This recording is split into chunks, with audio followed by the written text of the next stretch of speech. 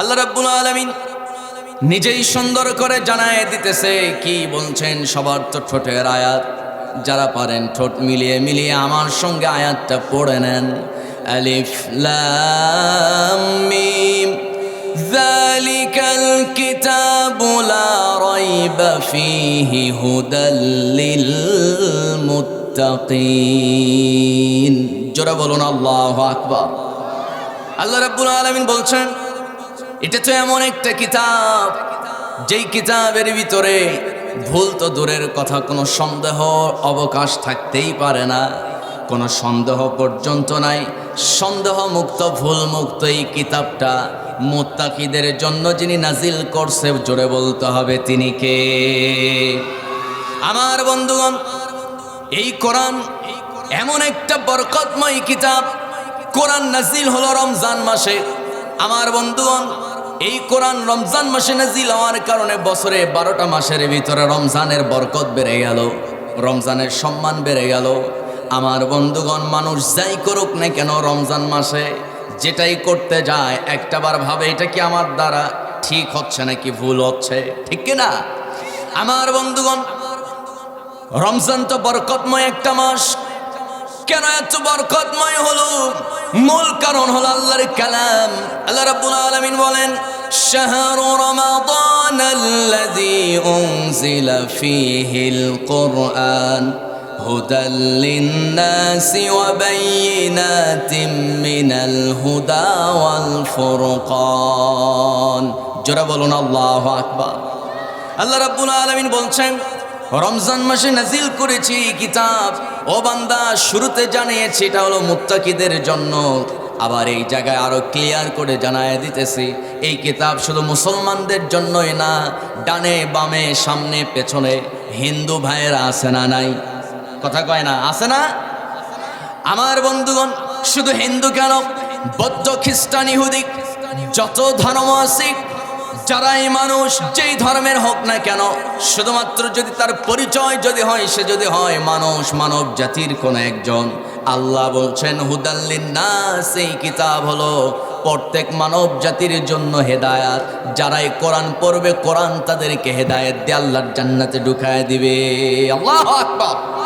যদি কোরআনকে প্রশ্ন করেন, কোরআন দুনিয়াতে কেন এসেছো, কি উদ্দেশ্য নিয়ে এই কোরআনে এসেছ, এই দুনিয়াতে এসেছ, কোরআন জবাব দিয়ে দিতেছে। আল্লাহ রাব্বুল আলামিন বলেন, আলিফ লাম রা কিতাবুন আনজালনাহু ইলাইকা লিতুখরিজান নাসা মিনাজ যুলুমাতি ইলান নূর। জোরে বলুন আল্লাহু আকবার।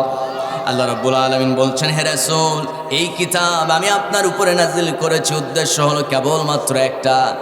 সেই উদ্দেশ্য হলো অন্ধকারে নিমজ্জিত, জুলমিয়াতের পথে থাকা নিমজ্জিত মানুষগুলোকে যেন আপনি আলোর রাস্তা দেখায় দিতে পারেন, জান্নাতের রাস্তা যেন দেখায় দিতে পারেন।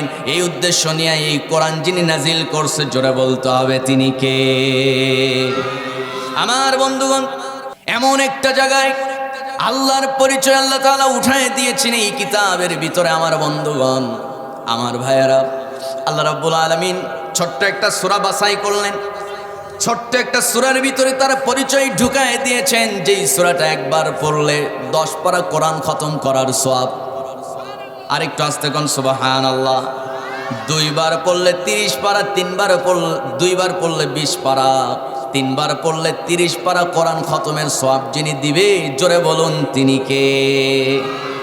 আমার বন্ধুগণ, আল্লাহ রাব্বুল আলামিন সেই সূরার কথা বলছেন, সেই সূরার মধ্যে নিজের পরিচয়টা তুলে ধরেছেন। যারা পারেন ঠোঁট মিলিয়ে আমার সঙ্গে পড়ে নেন, কুল হুয়াল্লাহু আহাদ আল্লাহুস সামাদ লাম ইয়ালিদ ওয়া লাম ইউলাদ ওয়া লাম ইয়াকুল লাহু কুফুয়ান আহাদ। জোরে বলুন আল্লাহু আকবার। কুল হুয়াল্লাহু আহাদ। নবী হে আপনি বলুন, রব মূলত 2 না 1? সবাই তো বলে না, এটা তো ইমানের প্রশ্ন, চিল্লায় বলতে হবে, রব মূলত 2 না 1? হিন্দুদের রব 1 না অনেক? আমার বন্ধুগণ, খ্রিস্টানদের রব 1 না একাধিক? সবার রব একাধিক, কিন্তু আমাদের রব 1। আমাদের রব মূলত কেবলমাত্র একজন, লাম ইয়ালিদ ওয়া লাম ইউলাদ, তিনি কাউকে জন্ম দেন নাই, তাকেও কেউ জন্ম দেয় নাই। ওয়া লাম ইয়াকুল লাহু কুফুয়ান আহাদ, আমাদের রব তো এমন একজন রব।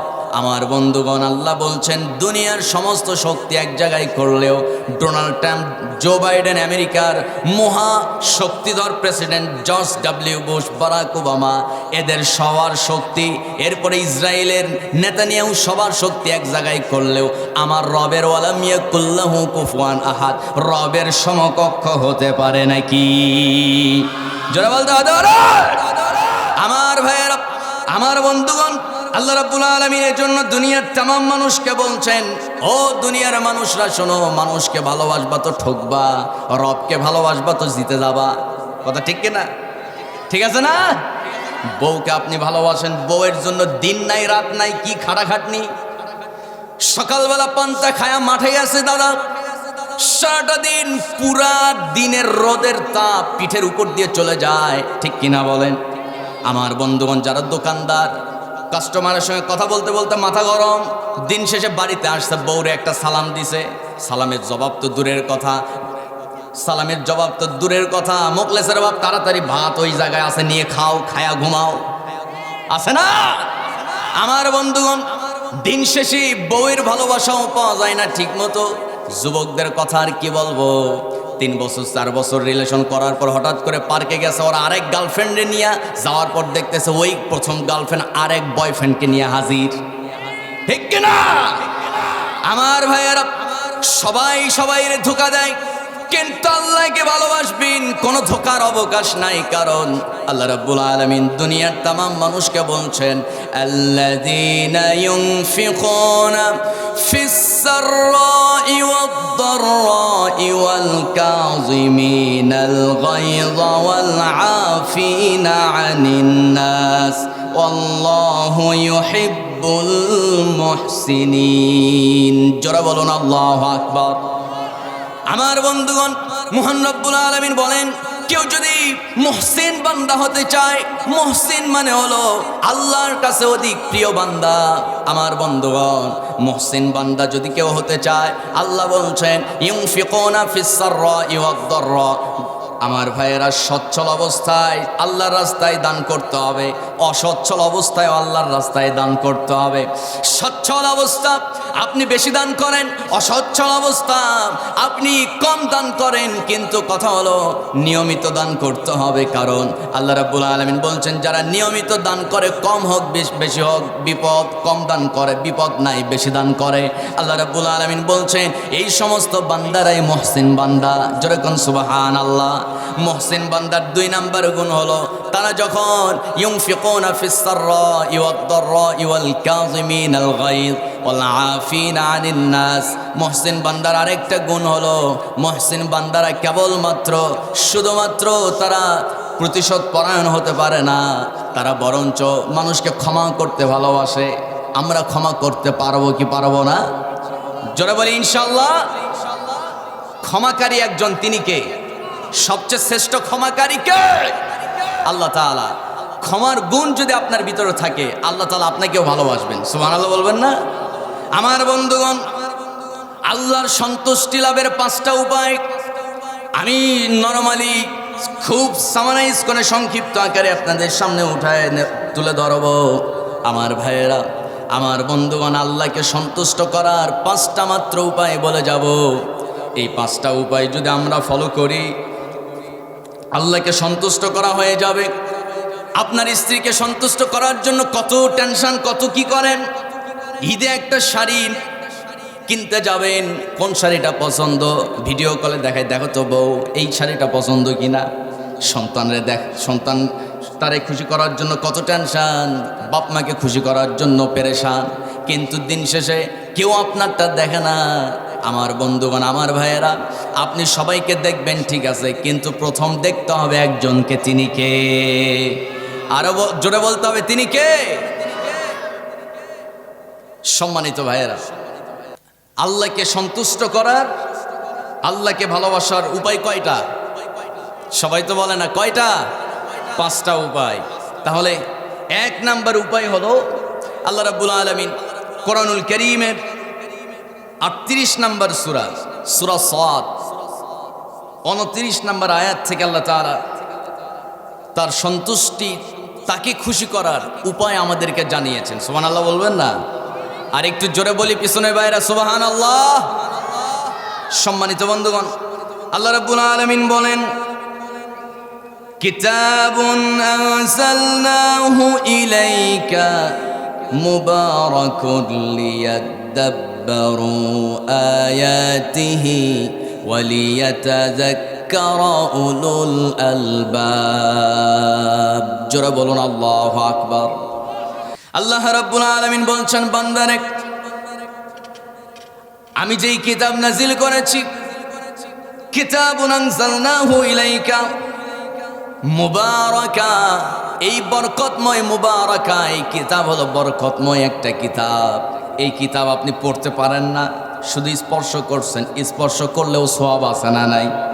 কথা বলেন, বলেন আছে না? এই কিতাবের দিকে আপনি তাকাবেন, চোখের সগীরা গুনাহ মাফ হয়ে যাবে। এই কিতাব আপনি তাকালে সওয়াব, স্পর্শ করলে সওয়াব, পড়লে সওয়াব, শুনলেও সওয়াব আছে না নাই? আমার বন্ধুগণ, এই কিতাব যারা পড়ে তাদেরকে ভালোবাসলেও সওয়াব আছে না নাই? আমার বন্ধুগণ, আমার নবীজি বলছেন, যখন নাকি কোন একজন কোরআনের হাফেজ হাসরের ময়দানে দাঁড়িয়ে যাবে, ওই হাফেজে কোরআন আল্লাহর সামনে দাঁড়ানোর পর আল্লাহর ওয়াদা অনুযায়ী 10 জনকে নিয়ে যখন জান্নাতের দিকে হাঁটা শুরু করবে, এমন মুহূর্তে তার মনে পড়ে যাবে, জান্নাতের দরজার সামনে হাজির হওয়া মাত্র তার মনে পড়ে যাবে, আহারে আমি যখন মাদ্রাসায় পড়তাম, মাদ্রাসায় পড়াকালে ওই মাদ্রাসার পাশেই ছিল দোকান, ওই দোকানদার আমাকে ভালোবেসে আমাকে মাঝে মধ্যে এইটা সেইটা গিফট দিত, আমারে খাবার জিনিস কিনে দিত। এরপরে মাদ্রাসার কমিটি যারা আছে তারা আমাকে সবসময় দেখশন করত। হেফজ শেষ করার পর অমুক শুভাকাঙ্ক্ষী মাদ্রাসা ভক্ত, হাফেজে কোরআন ভক্ত, সে আমার একটা জামা কিনে দিয়েছিল। হঠাৎ তার কথা আল্লাহ মনে করায় দিবে। ওই হাফেজে কোরআনের মাথায় এই কথাগুলো যিনি মনে করায় দিবে তিনি কে? সবাই তো বলে না কে? হঠাৎ করে মনে পড়ে যাবে। যেই না মনে পড়ে যাবে, সঙ্গী সঙ্গী ওই হাফেজে কোরআন আল্লাহর সামনে আবার পেছনে ব্যাক করবে, আল্লাহর সামনে হাজির হয়ে বলবে, আল্লাহ তাআলা আরো কিছু দাবি আছে। আল্লাহ বলবেন, তোমার দাবি আমি তো সব মেনে নিয়েছি, জাহান্নামে পতিত হওয়া যাদের জন্য জাহান্নামের আযাব ওয়াজিব হয়ে গেছে, এটা দিয়েন না ভাই। আপনি আমার কথা কি বুঝতেছেন? এই পাশে একটা বক্স আমার দিকে ঘুরায় দেন, আর এই পাশে একটা ঘুরায় দেন। হাফেজে কোরআন আল্লাহকে বলবে, আল্লাহ ঠিক আছে, আমার বাপ দাদা নানা নানি তাদের জন্য জাহান্নামের আযাব ওয়াজিব হয়ে গেছে, কিন্তু তাদেরকে মাফ করছো, ঠিক আছে, কিন্তু ওই যে মাদ্রাসায় পড়াকালে হঠাৎ করে অমুক চাচা আমাদেরকে একটা খাসি দিয়ে গেছিল খাওয়ার জন্য, আমরা মজা করে খাইছিলাম, ওই চাচার কি অবস্থা আগে দেখতে হবে, উনি কোথায় আছে? সুবহানাল্লাহ কও। আমার বন্ধুগণ, হঠাৎ করে দেখা যাবে তিনি জাহান্নামের আগুনে জ্বলতেছে। কোরআন তো এমন একটা বরকতময় কিতাব, আল্লাহ রাব্বুল আলামিন বলেন, কিতাবুন আনজালনাহু ইলাইকা মুবারাকুন লিয়াদাব্বারু আয়াতিহি ওয়া লিয়াতাযাক্কারা উলুল আলবাব। জোরে বলি আল্লাহু আকবার। আমার ভাইয়েরা, এই কিতাব এমন বরকতময় কিতাব, এই কোরআন যদি আপনার সিনার ভিতরে থাকে, আপনার যদি কোনো গুনাহের কারণে যদি আযাব যদি নির্ধারিত হয়ে যায়, আল্লাহ আপনাকে ওয়াদা মতো হাফেজে কোরআনকে জাহান্নামে দিলেও কোরআন সিনার ভিতরে থাকার কারণে ওই কোরআনের বরকতে তার দেহের একটা চামড়াও পুড়বে না। জোরে কোন সুবহানাল্লাহ। একটা লোমও পুড়বে না। জাহান্নামে জ্বলবে ঠিক, আল্লাহ ওয়াদা করছে, পুড়বে ঠিক, কিন্তু ওই কোরআনের সম্মানে ইলাইকা মুবারাকা, এই বরকতময় কিতাবটা সিনার ভিতরে থাকার কারণে তার একটা লোমও জাহান্নামের আগুন পোড়াতে পারবে না। সুবহানাল্লাহ পড়ে। এই হাফেজে কোরআন দেখবে, আমার অমুক চাচা আমার একটা জুব্বা হাদিয়া দিছিল, অমুক এক দাদা মুরব্বী মানুষ, তিনি আমারে 10 টাকা হাদিয়া দিছিল, সাবান কেনার জন্য 50 টাকা দিছিল। এই কথা মনে পড়ে যাবে, অমুক সে কোথায় আছে, অমুক দাদা কই, অমুক চাচা কই। যখন দেখবে জাহান্নামের আগুনে দাউ দাউ করে জ্বলতেছে, জাহান্নামের আগুনে ঝাঁপ দিয়ে তাকে জাহান্নামের আগুন থেকে উঠায় আনবে, সুবহানাল্লাহ। সেখানে দেখা যাবে এক সময় 10 জনের জায়গায় 20 জন 30 জন অসংখ্য জনকে নিয়ে হাফেজে কোরআন আল্লাহর জান্নাতের ভিতরে ঢুকবে। সুবহানাল্লাহ। আরেকটু আস্তে কর, আরেকটু চিল্লায় বলি সুবহানাল্লাহ। এই কোরআনের সম্মান বাড়িয়ে দিয়েছেন যিনি, তিনি কে? কিন্তু আমার দেশে কিছু কিছু মুসলমান আছে যারা বলে কোরআন খামাখা পড়ার কি দরকার, এটা তো ওল্ড ভার্সন, ওল্ড কিতাব, পুরাতন একটা বই, এটা পড়ে কি হবে? এই বই পড়ে তো ডাক্তার ইঞ্জিনিয়ার হওয়া যাবে না।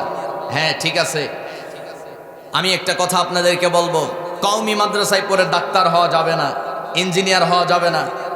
এরপরে আপনি কি বলে সরকারি কোনো চাকরি আপনি পাবেন না। কিন্তু কথা হলো, আমার কথা হচ্ছে নরমালি আপনাকে প্রথমত আপনার সন্তানকে মাদ্রাসায় ভর্তি করায় দিয়া আপনার সন্তানের সিনার প্রথম তার জ্ঞান, ইকরা বিসমি রাব্বিকাল্লাযী খালাক, তার প্রভুর কিতাব কোরআনের জ্ঞান তার সিনার ভিতরে ঢুকায় দিয়া এরপরে আপনি তাকে কলেজ ইউনিভার্সিটিতে ভর্তি করান। এক সময় ডাক্তার হবে, ইঞ্জিনিয়ার হবে, এক সময় সে কন্ডাক্টর হবে, কিন্তু রাস্তার রড, এরপরে রাস্তার খোয়াবালি চুরি করে খাবে না। আর জোরে হাত তুলে বলুন ঠিক কিনা? সম্মানিত ভাইয়েরা, ক্লাস 1 থেকে প্রাইমারির প্রতিষ্ঠানের এই পড়াশোনা থেকে একেবারে ক্লাস 1 থেকে মাস্টার্স পর্যন্ত কোরআনের সঠিক শিক্ষা না থাকার কারণে উচ্চ শিক্ষিত ডিসিএসপি, বড় বড় সরকারি ইঞ্জিনিয়াররা কোটি কোটি টাকা কলমের খোঁচা মেরে জনগণের টাকাগুলো নিয়ে নিচ্ছে। সম্মানিত বন্ধুগণ, এর পেছনে মূল কারণ হলো তাদের ভিতরে খোদাবিতি নাই, কোরআনের জ্ঞান নাই, বিদায় এই কাজগুলো তারা করে, ঠিক কিনা? এজন্য আল্লাহকে সন্তুষ্ট করার 1 নাম্বার উপায় হলো ইলাইকা মুবারাকুল লিয়াদাব্বারু আয়াতিহি ওয়া লিয়াতাযাক্কারা উলুল আলবাব। এই কোরআন পড়তে হবে, 1 নাম্বার উপায়। এই কোরআন কি করতে হবে? পড়তে হবে। নিয়মিত কোরআন পড়তে হবে, নিয়মিত কোরআন শুনতে হবে। এই কোরআন আপনাকে পড়তে হবে, কারণ আল্লাহ রাব্বুল আলামিন বলছেন, ও বান্দা, এই কোরআনের ভিতরে সবকিছু আছে, চিকিৎসা বিজ্ঞান, এরপরে আমার বন্ধুগণ সকল বৈজ্ঞানিক তথ্য এই কোরআনের ভিতরে আছে না নাই? সবাই তো কয় না আছে না নাই। আমার বন্ধুগণ, আল্লাহ রাব্বুল আলামিন বলছেন, বান্দারে যতই চ্যালেঞ্জ করো না কেন, এই কোরআনের মতো একটা আয়াত তুমি মানুষের সামনে আনতে পারবে না। কোরআন একেবারেই পুরাই একটা এক্সেপশনাল একটা কিতাব। আমার ভাইয়েরা, এই কোরআনের ভিতরে আপনি কোনো ভুল তো পাবেনই না। এই কোরআন ভুলমুক্ত, সন্দেহমুক্ত এই কিতাব যদি আপনি নিয়মিত পড়তে পারেন, আপনার জীবনটাই আল্লাহ বরকতময় করে দিবে। জোরে কোন সুবহানাল্লাহ। তাহলে কোরআন যদি আমরা নিয়মিত চর্চা করি, নিয়মিত যদি কোরআন পড়ি, তাহলে কাকে ভালোবাসা হয়ে যাবে, কার সন্তুষ্টি অর্জন হবে, সব করার সময় পায়। এই যে সবার হাতে অ্যান্ড্রয়েড ফোন আছে, ম্যাক্সিমাম 10,000 জনে প্রায় 900 জন ব্যক্তির কাছে এই ফোন আছে না নাই বলেন? আছে। কিন্তু এই ফোনে আমরা কত আজে বাজে সময় নষ্ট করে ফেলি। ইউটিউব, ফেসবুক, টিকটক, লাইকি, এই সব অ্যাপস ইউজ করতে করতে আমাদের সময় কখন কোন দিক দিয়ে চলে যায় হুঁশ থাকে না। আর চাচারা তো আছে, এক একজন নামাজ শেষ হওয়া মাত্র, বাজার তো কাছেই, দোকানে 4 দোকানে বসে একজন হলো গিবত কমিটির সভাপতি আর একজন সেক্রেটারি। কথা তো ঠিক আছে না? এরকম আছে না নাই? যে আজকে কি ওয়াজ হলো, কালকে কিন্তু ওই জায়গায় আলোচনা শুরু হয়ে যাবে। আমাদের সমাজে শিরিক আছে না নাই? কথা কয় না, জোরে বলতে হবে, শিরিক আছে। যদি কোরআনকে প্রশ্ন করা হয় কোন কাজটা করলে আল্লাহ সবচেয়ে বেশি রেগে যায়, আল্লাহ রাব্বুল আলামিন সেই কথাও কোরআনের ভিতরে তুলে দিয়েছেন। আল্লাহ রাব্বুল আলামিন বলেন, ইন্নাশ শিরকা লাযুলমুন আযীম। জোরে বলি আল্লাহু আকবার। আল্লাহ তাআলা বলছেন, সবচেয়ে বড় জুলুম, কোরআনের কথা, সবচেয়ে বড় জুলুম, এবং আল্লাহ সবচাইতে রেগে যায় ওই কাজ করলে। কি কাজ? ইন্নাশ শিরক নিশ্চয় শিরিকের কাজ সবচাইতে মারাত্মক জুলুম, সবচেয়ে বড় অপরাধ। আমাদের সমাজে শিরিক আছে না নাই? শিরিক আছে মানে মহা শিরিক। আমি তো এই দিক দিয়ে গেলেই দেখি বিভিন্ন গাছের তলায় লাল কাপড় ঝোলানো আছে না নাই বলেন? কথা কয় না? রেগে যাচ্ছেন? খেপে যান, সমস্যা নাই। কাবা ঘরের ভিতরে পর্যন্ত মূর্তি ঢোকানো ছিল, ঠিক কিনা? কয়টা মূর্তি? 360। 360টা মূর্তি কাবার ভিতরে। আমার নবীজির মনের ভিতরে ভীষণ যন্ত্রণা, মানুষ চারদিকে হারান। একদিন রাসূল ঘুম থেকে উঠলেন, হঠাৎ ঘুম থেকে জাগা পেয়ে নবীর দুই কানে ঢোল তবলার আওয়াজ নবীর কানকে ভারী করে তুলল। আমার নবীজি করলেন কি, ঘর থেকে বের হলেন। বাইরে যাওয়ার পর নবীজি বুঝতে পারলেন নিশ্চিত কোন একটা দুর্ঘটনা ঘটবে এই মুহূর্তে, কারণ মরুভূমিতে সব হাজার হাজার মানুষ একত্রিত হয়ে ঢোল তবলা বাজাইতেছে। আমার নবীজির বুকের ভিতরে ভীষণ যন্ত্রণা। কি খবর, কি ব্যাপার? নবীজি দৌড়ে সেই জায়গায় চলে গেলেন, জন মারলেন সেই মরুভূমির উত্তপ্ত মরু প্রান্তরে। নবীজি রওনা করলেন। হঠাৎ করে নবীজি সেই জায়গায় হাজির। রাসূলকে দেখে সবাই নাক সিটকায়। আমার নবীজি ভিড় ঠেলে সবার মাঝখানে গিয়ে হাজির হলেন। আমার নবীজি যখন ওই হাজার মানুষের মাঝখানে গিয়ে হাজির হয়েছেন, হাজারো মানুষ নবীর দিকে তাকায় আছে, যে যার মনে ঢোল তবলা বাজায়। কিন্তু নবীজি লক্ষ্য করলেন এই হাজার হাজার মানুষ ঘিরে ধরে আছে একটা ব্যক্তিকে। ওই ব্যক্তি তার নবজাতক একদিনের শিশু কন্যা সন্তান। ওই কন্যা সন্তানটাকে সামনে নিয়ে ওই যুবক, ওই কন্যা সন্তানের পিতা একটা বিশাল গর্ত ঘুরে ওই গর্তের সামনে কন্যা সন্তানকে হাতের ভিতরে নিয়ে আকাশের দিকে ছুঁড়ে মারা। আবার ক্যাচ ধরে দেখবেন কিছু কিছু পিতা আছে, মামা চাচা আছে, ভাগিনা বা ভাতিজা ভাতিজি তারে কোলে নিয়ে এরকম ছুঁড়ে মারা, আবার ক্যাচ ধরে বাচ্চা দারুণ খুশি হয়ে যায়, ঠিক কিনা বলেন? আমার বন্ধুগণ, কিন্তু তার কায়দা ছিল একেবারে এক্সেপশনাল, পুরাই ব্যতিক্রম।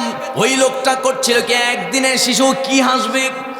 আমার ভাইয়েরা, সে একদিনের নবজাতক শিশু কন্যা সন্তান তারা আকাশে জোরে ছুঁড়ে মারে, আবার ক্যাচ ধরে, আর সবাই জোরে জোরে ঢোল তবলার আওয়াজ শুরু করে দিয়েছে। এক পর্যায়ে দেখা গেল ওই যুবক, ওই কন্যা সন্তানের পিতা ওই ছোট্ট নবজাতক শিশুকে ক্যাচ ধরে জোরে আসান মেরে ওই গর্তের ভিতরে ঢুকায় ফেললো। শিশুটা যখন গর্তের ভিতরে পড়ে গেছে, নবীজি একটু মাথা আগায় দিয়া যখন গর্তের দিকে তাকালেন, দেখেন মগজ ছিটকে গেছে, মাথা ফেটে। নবীজি ভীষণ কষ্ট পেয়ে গেলেন। আমার নবীজি ওই মুহূর্তে বাধা দিতে পারেন নাই।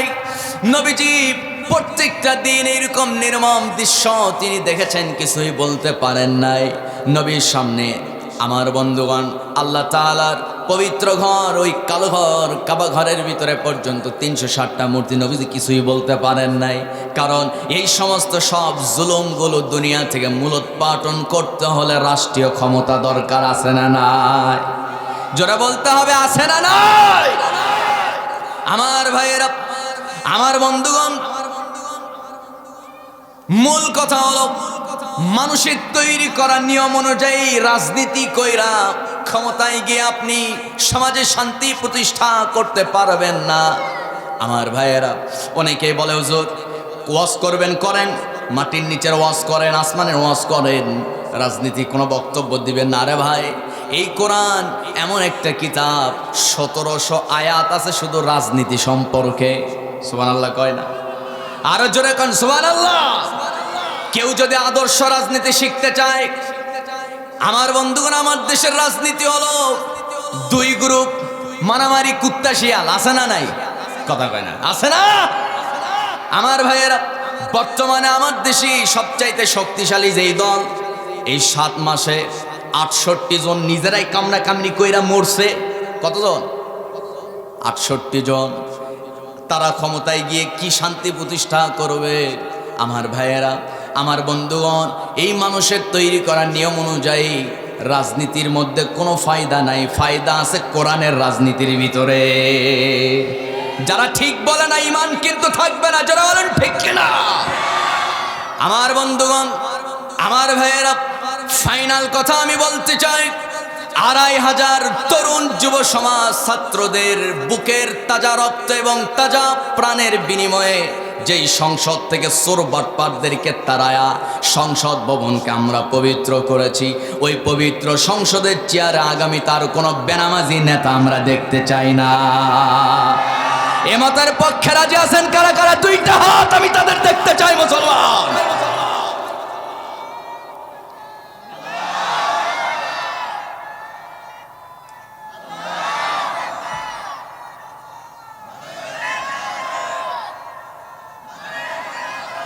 এটা তাকবীর হলো? তাকবীর দিতে হবে সিংহের মতো, মহিলা মানুষের মতো তাকবীর দিতে হবে না, রাগ করেন না ভাই। তাকবীর হতে হবে সিংহের মতো, ঠিক কিনা? কারণ আল্লাহ বলেন, ইন্নামাল মুমিনুনা আল্লাযীনা ইযা যুকিরাল্লাহু ওয়াজিলাত কুলুবুহুম ওয়া ইযা তুলিয়াত আলাইহিম আয়াতুহু যাদাতুহুম ঈমানাও ওয়া আলা রাব্বিহিম ইয়াতাওয়াক্কালুন। জোরে কোন আল্লাহু আকবার। আমার ভাইয়েরা, আমার বন্ধুগণ, যখন ইমানদারের সামনে কোরআন থেকে তেলাওয়াত করা হয়, হক কথা যখন প্রকাশ পেয়ে যায়, আর ইমানদাররা যখন আল্লাহর নামে তাকবীর দিয়ে অন্তরটার ভিতরে কম্পন সৃষ্টি করে, আর এই কাজ করলেই যাদাতুহুম ঈমানা, তার ঈমান নামক দৌলতটা বৃদ্ধি পেয়ে যায়। আল্লাহু আকবার। ঈমান বাড়াতে চান কারা কারা? দুইটা হাত উঁচু করে দেখায় দেন। কারো হাত যেন এই যে চাচা, আরেক হাত কি অবস্থা? দুই হাত, দুই হাত, সবাই টান টান করেন, একটু হাত নাড়া দেন। হাত নাড়া দিছেন? এবার শক্ত করে বুক বরাবর নিয়ে চলে আসেন, গলাটা একটু পরিষ্কার করেন দেখি। করছেন? নারায়ে তাকবীর। সবাই হাত উপরে মারেন। নারায়ে তাকবীর। আল কোরআনের আলো, আল হাদিসের আলো, কোরআন হাদিস যেখানে, আলেম ওলামা যেখানে, বামরাম যেখানে, ডিপজল পরিমণি যেখানে, নারে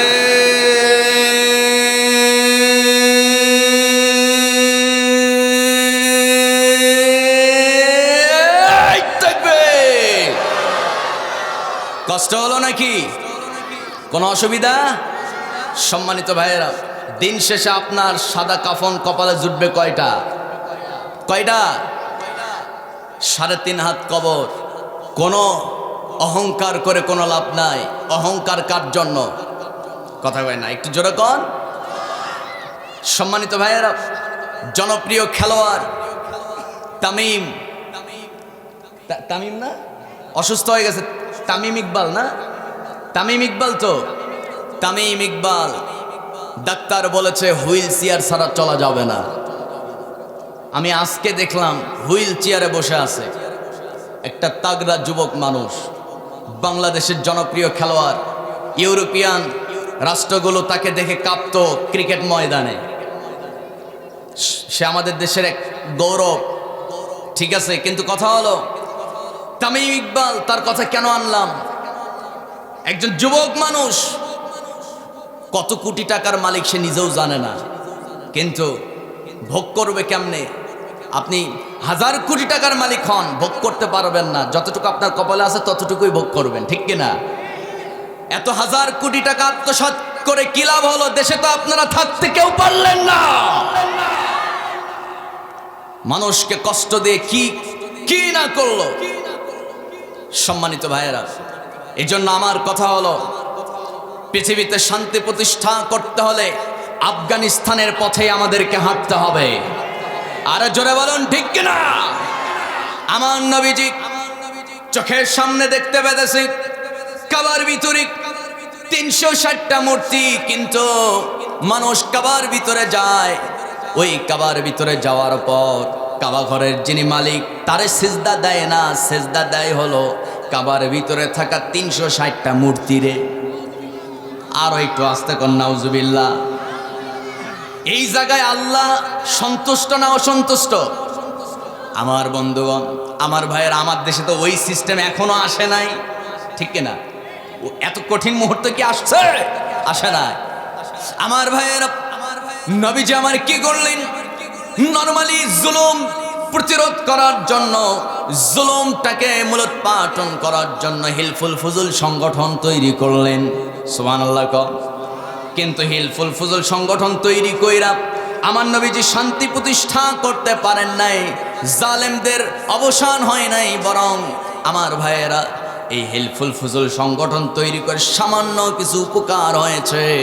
কিন্তু এই কোরআন যখন আমার নবীর উপরে নাজিল হয়ে গেল, আর এই কোরআন দিয়ে যখন নবীজি হিজরত কইরা মদিনায় গিয়া যখন কোরআনের রাষ্ট্র ব্যবস্থা কায়েম করলেন, গোটা দুনিয়ায় কোরআনের আলো যখন ছড়ায় দিলেন, ওই সময় সব মানুষগুলো সোনার মানুষ হয়ে গেছে। আমার ভাইয়েরা, নবীজি আমার ওই কাবার এই দৃশ্য দেখি নবীজি ভীষণ কষ্ট পেলেন। আমার নবীজি পর্যায়ক্রমে ধারাবাহিকতা বজায় রাখলেন, দাওয়াতি কাজ চলমান রাখলেন, কাউকে ভয় করেন না, হক কথা তিনি বলতেন। আমার ভাইয়েরা, এক পর্যায়ে আমার নবীজি সিদ্ধান্ত নিলেন এই জায়গায় আর থাকা যাবে না, কারণ আল্লাহর উপর থেকে নির্দেশ এসে গেছে, হে নবী আপনি আর থাকতে পারবেন না, কারণ সিদ্ধান্ত হয়ে গেছে আপনাকে দুনিয়া থেকে ওরা বিদায় করে দেবে। আমার নবীজি এই খবর পেয়ে আল্লাহর পক্ষ থেকে যখন অর্ডার পেয়ে গেলেন, নবীজিও সিদ্ধান্ত নিলেন তিনি আর মক্কায় থাকবেন না, মদিনায় চলে যাবেন। মদিনায় যাবেন, কিন্তু কোন সময় রওনা দিবেন? দিনের বেলা রওনা তো দেওয়া যাবে না, রাতের বেলা মধ্যরাতে রওনা দিলেন। আমার ভাইয়েরা, আবু বকর সঙ্গে ছিল, আবু বকরকে নিয়ে রওনা দিয়েছেন। নবীজির মনে প্রচণ্ড ব্যথা, কারণ কাবার ভিতরে 360টা মূর্তি। সবচেয়ে বড় জুলুম হলো কার সাথে শিরিক করা। আসতে বলবেন না, কার সাথে? আল্লাহর সাথে। নবীজির মনে প্রচণ্ড ব্যথা। আমার নবীজি কাবা ছাড়তেছেন, রবের ঘর, প্রিয় বন্ধুর ঘর, কিন্তু বন্ধুর ঘরের ভিতরে মূর্তি। সবচাইতে বড় জুলুম, সবচাইতে বড় অপরাধ। আমার বন্ধু নবীজি ওই সময় কিছুই বলতে পারেন নাই। আমার নবীজি সিদ্ধান্ত নিলেন চলে যাবেন। রাত গভীর হয়ে গেছে, আবু বকরকে নিয়ে সামনে হাঁটা দিয়েছে। এমন সময় নবীজি একেবারে হাউমাউ করে কান্না শুরু করছেন, চোখ দিয়ে পানি ঝরতেছে। আবু বকর বলে, ইয়া রাসূলুল্লাহ, বুঝতে পেরেছি পরিবার পরিজন জন্মভূমি ছেড়ে যাচ্ছেন, এই জন্য আপনার মনে কষ্ট হচ্ছে। নবীজি বলেন, ও আবু বকর, তুমি যা ভাবতেছো বিষয়টা এমনটা নয়। আবু বকর, জানো কি, আমার বন্ধুর ঘর আমি ছেড়ে যাচ্ছি। ঘুম থেকে উঠে এই ঘরটা আমি সবচাইতে, ঘুম থেকে উঠে এই ঘর দেখার জন্য আমি সবচেয়ে বড় পাগল। আবার ঘুম যাওয়ার আগে এই ঘর দেখে আমি ঘুম যাই। আল্লাহু আকবার। কিন্তু আবু বকর এই কাবা মক্কা নগরী ছেড়ে মদিনা শহরে চলে যাচ্ছি, ইয়াসরিবে। এই মক্কা শহর থেকে মদিনার 600 কিলোমিটার দূরত্ব। কত বছর পর আসতে পারবো কি পারবো না জানি না। এই ঘরের জন্য বড় মায়া হতেছে, কারণ ঘরের ভিতরে 360টা মূর্তি আছে। আমার মনের ভিতরে ভীষণ তামান্না, এই ঘরের ভিতরে একটু ঢুকবো, আর ঘরের ভিতরে আমার বন্ধুকে একটু সেজদা দেব। আমার ভাইয়েরা, আবু বকর করলেন কি, ইয়া রাসূলুল্লাহ, ঠিক আছে চলেন, ওই ঘরের ভিতরে আমরা ঢুকবো। এরপরে যখন নাকি কাবার সামনে গেছে, কাবার সামনে যাওয়ার পর যখন ঢুকবি, হাজী সাহেবরা আছেন, আপনারা জানেন কাবার তো একটা বিশাল দরজা, ওই দরজাতে তালা ঝোলানো আছে। এখনো ওই তালা আছে না নাই বলেন? এখনো ওই তালা আছে। আমার নবীজি ওই তালা দেখি, রাসূল বললেন, ও আবু বকর, এই কাবার দরজার তালার চাবি কার কাছে আছে? হযরত আবু বকর বলছেন, উসমান বিন তালহার কাছে। উসমান বিন তালহাকে ডাকা হলো। উসমান বিন তালহা মধ্যরাতে মদ্যপানরত অবস্থা। তখন উসমান বিন তালহা তখন মুশরিক ছিল, এখন ইমানদার হয় না, ইমান গ্রহণ করেন নাই। ওসমানকে যখন মধ্যরাতে ডাকা হয়েছে, ওসমান ভীষণ বিরক্ত হয়ে গেছে। কি জন্য ডেকেছ বলো? মুহাম্মদ সাল্লাল্লাহু আলাইহি সাল্লাম বলছেন, ওসমান বিন তালহা, আমি একটু কাবার ভিতরে ঢুকতে চাই। কাবার দরজার তালার চাবি তো তোমার কাছে আছে, চাবিটা একটু দেওয়া যাবে নাকি? সঙ্গে সঙ্গে ওসমান বিন তালহা আমার নবীর কথাটার গুরুত্ব না দিয়া রাসূলের বুকের ভিতরে জোরে একটা মধ্যরাতে চাঁদনি আকাশের নিচে একটা ধাক্কা মেরে দিলেন। মধ্যরাত, অন্ধকার রাত, এক ধাক্কা খেয়ে নবীজি ভীষণ দুর্বল।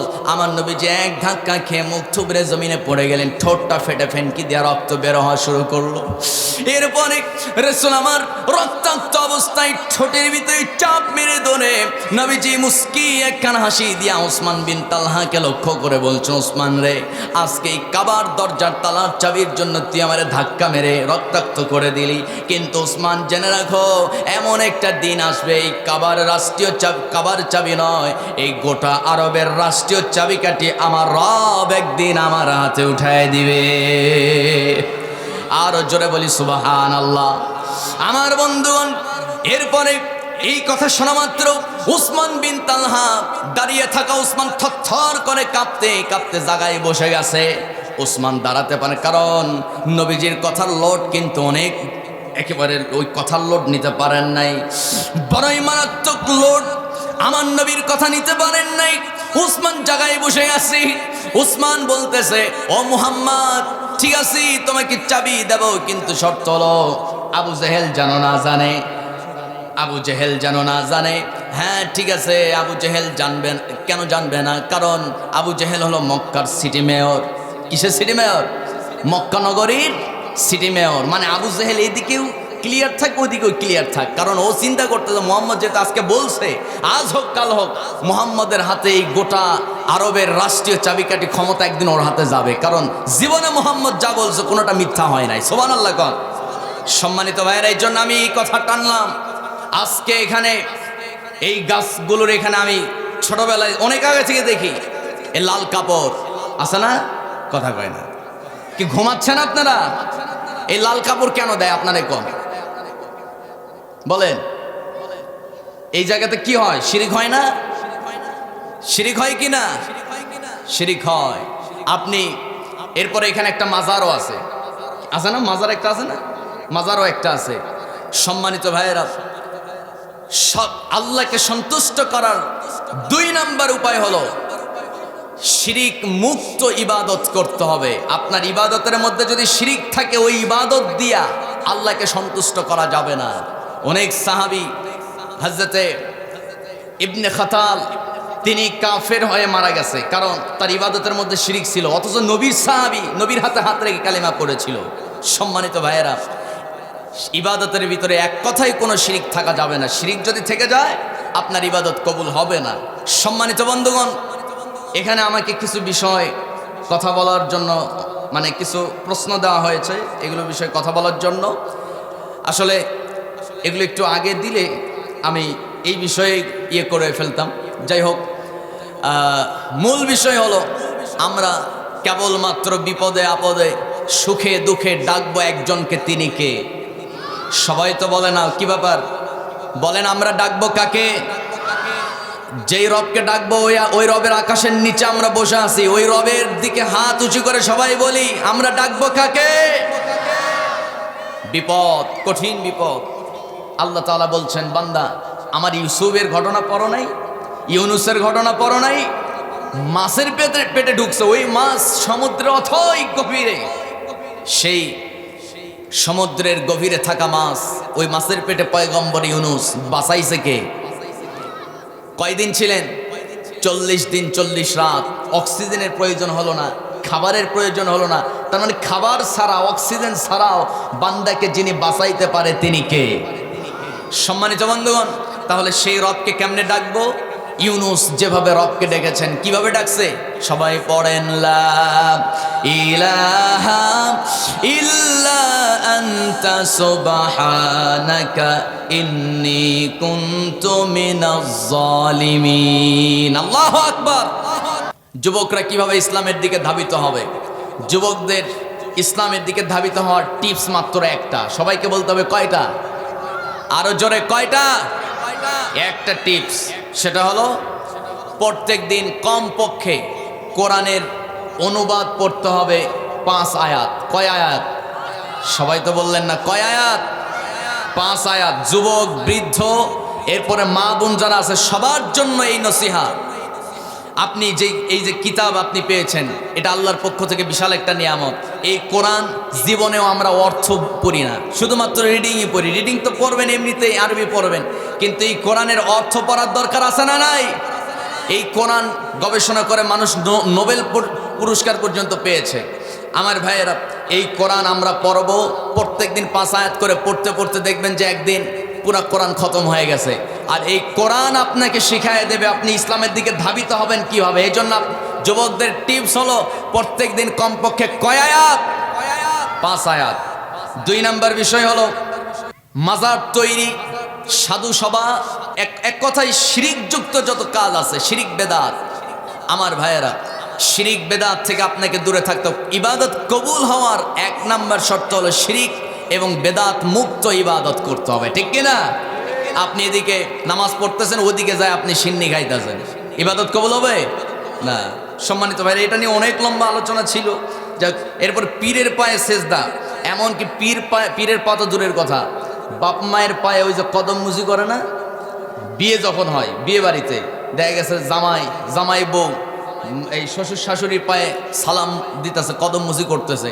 অথচ আমার নবীজি বলেছেন এই মস্তক 1 চুল পরিমাণ কারো সামনে নত করা যাবে না। মানুষের সামনে এই মস্তক নত করতে পারে না। মানুষ তার মাথা নত করবে কার সামনে? আল্লাহর সামনে। সম্মানিত ভাইয়েরা, আর গাছে এই যে তাবিজ ঝোলানো, তালা ঝোলানো, কাপড় ঝোলানো, এগুলো সম্পূর্ণ বেদাত, এগুলো একদম প্রকাশ্য শিরিক এগুলো। এরপরে মানুষ মারা গেলে ওই দিনই খাবারের আয়োজন করা হয়। এরপরে 40 10 দিনা 3 দিনা এই কাজগুলো, এগুলো নবীজি সাল্লাল্লাহু আলাইহি সাল্লামের যুগে এক কথা এগুলো ছিল না, কোরআন হাদিসে এগুলো পাওয়া যায় না। কিন্তু কথা হলো, মানুষ মারা গেছে, ওই মানুষটা সারা জীবন ইসলাম বিরোধী কাজ করলো, নামাজ পড়লো না, আপনি মানুষের খাওয়ায়া তারে কি জান্নাত পার করে জাহান্নামে পৌঁছায় দিবেন?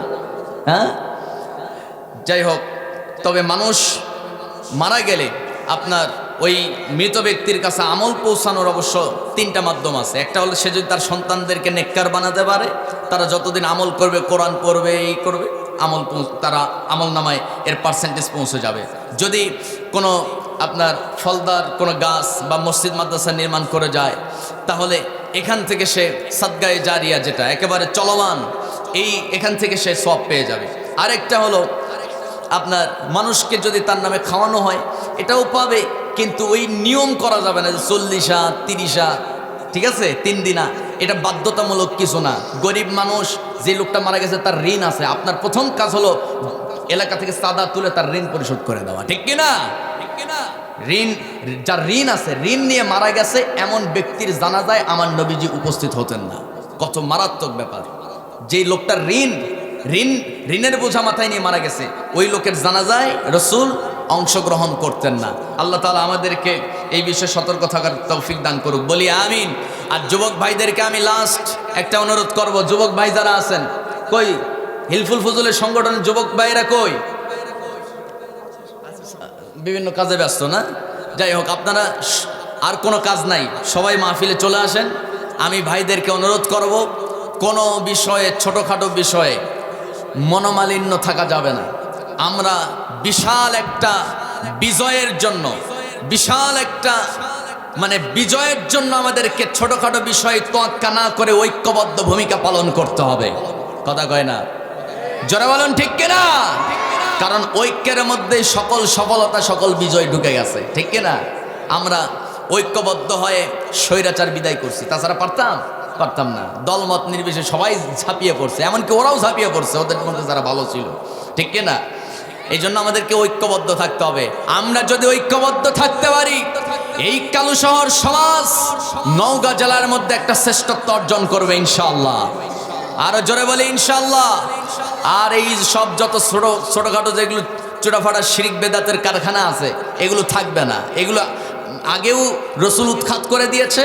এগুলো সব একটা ধর্ম ব্যবসা, ঠিক আছে?